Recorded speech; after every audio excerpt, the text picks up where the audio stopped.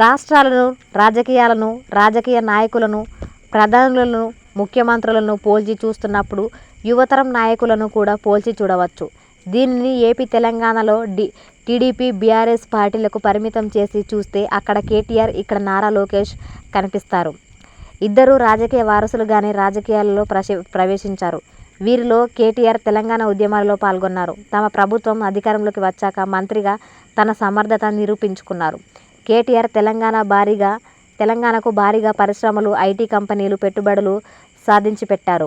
కేసీఆర్ జాతీయ రాజకీయాలకు షిఫ్ట్ అయితే తెలంగాణ ముఖ్యమంత్రిగా బాధ్యతలు చేపట్టేందుకు సిద్ధమయ్యారు. కానీ కుదరలేదు కనుక ఎన్నికల్లో బీఆర్ఎస్ పార్టీ గెలిచి ఉంటే తప్పకుండా ముఖ్యమంత్రి పదవి చేపట్టి ఉండేవారేమో. కానీ కేసీఆర్ రాజకీయ తప్పిదాలకు కేటీఆర్ బలైపోయారు. కేసీఆర్ మళ్ళీ ఎప్పటికైనా రాజకీయాలలో యాక్టివ్ అవుతారో లేదో తెలియదు.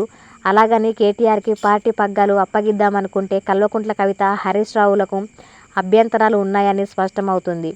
పైగా Kaleshwaram, phone tapping, F1 racing కేసులు వారి మెడకు చుట్టుకునేలా ఉన్నాయి. ఈ పరిస్థితిని బీజేపీ అనుకూలంగా మలుచుకొని తెలంగాణలో అధికారంలోకి వచ్చేందుకు మెల్లగా పావులు కదుపుతోంది. తెలంగాణ ప్రజలు కాంగ్రెస్, బీఆర్ఎస్ పార్టీలకు అవకాశం ఇచ్చి చూశారు కనుక వచ్చేసారి బీజేపీకి ఇచ్చినా ఆశ్చర్యం లేదు.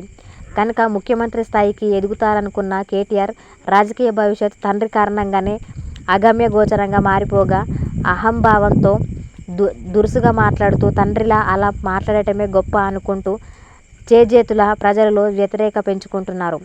తెలంగాణలో రాజకీయాలు, సమీకరణాలు, కేసులు, కుటుంబంలో, పార్టీలో లుకలుకలు తదితర అనేక అంశాల కారణంగా కేటీఆర్ రాజకీయ భవిష్యత్తు అగమ్య గోచరంగా కనిపిస్తుంది. కేటీఆర్కు పూర్తి భిన్నంగా ఏపీలో నారా లోకేష్ రాజకీయ ప్రస్థానం సాగుతోంది. మంత్రిగా, పార్టీ ముఖ్యనేతగా సమర్థత నిరూపించుకుంటూ ఒక్కో మెట్టు పైకి ఎక్కుతున్నారు.